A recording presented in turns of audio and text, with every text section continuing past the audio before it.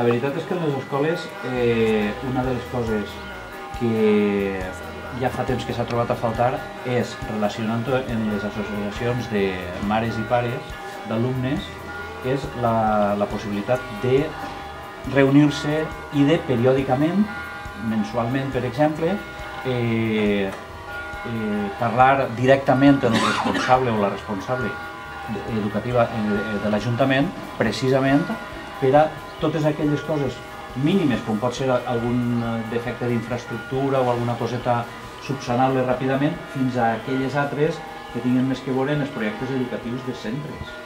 I des de Compromís, una de les coses que tenim clares és ajudar a centres educatius també a que entren en la dinàmica de convertir-se en projectes innovadors, de renovació pedagògica, etc., afavorir-ho, perquè actualment no n'hi ha... Aquesta opció està pràcticament descartada. Depèn quasi del professorat individualment i així estem parlant de que intentar implicar i afavorir a les comunitats educatives al complet.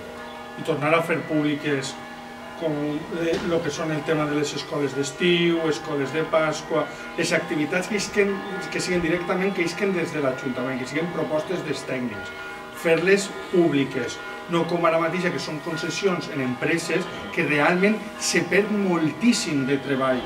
Perquè sí, perquè al final ells necessiten garantir uns costos i necessiten ser rentables perquè és una empresa. Està clar que fent-ho d'una manera més eficient que s'ha fet en altres èpoques, totes aquestes escoles i aquesta activitat, però pense que sí que hem de tornar una altra vegada a enriquir allò públic dintre de l'educació.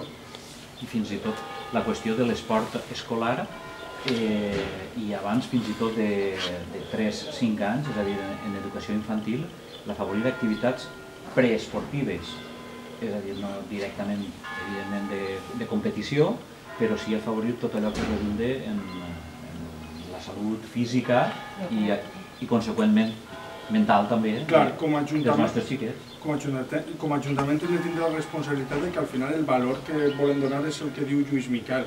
No és la competitivitat, és l'educació en valors. L'esperit d'equip. És la salut, l'esperit d'equip, el companyerisme. Al final nosaltres, jo crec que són els valors que podem transmetre o que tenim l'obligació com a col·lectiu, o en aquest cas, si algun dia podrem arribar com a govern local, de transmetre aquests valors dintre a partir de l'esport, de la cultura, de l'educació. Treballant en els clubs, per què no? Fent més que els clubs, escoles esportives, saps? Hem de canviar el concepte de club, tancat, per fer-ho més genèric i més públic, més escola esportiva. Crec jo. Sí, a més, apostar per l'esport popular, no? Jo recordo que fa 30 anys podia jugar a la bàsquet, era un poliesportiu perquè allò era obert. Però ara, si no formes part d'un club, no pots participar en les infraestructures. O vas a veure el trinquet de pilota i dona pena. Com l'esport autòcton nostre, a Sinaldalla està totalment abandonat.